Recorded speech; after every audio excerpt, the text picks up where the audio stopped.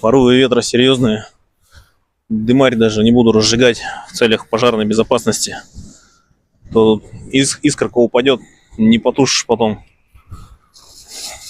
Ну и пчелы сегодня будут очень недовольные. Наподдают. Это точно. В городе такого ветра нету. Даже не в заселенных районах. А тут что-то 2 лесополосы, и то мало. Шапка даже ложиться не собирается.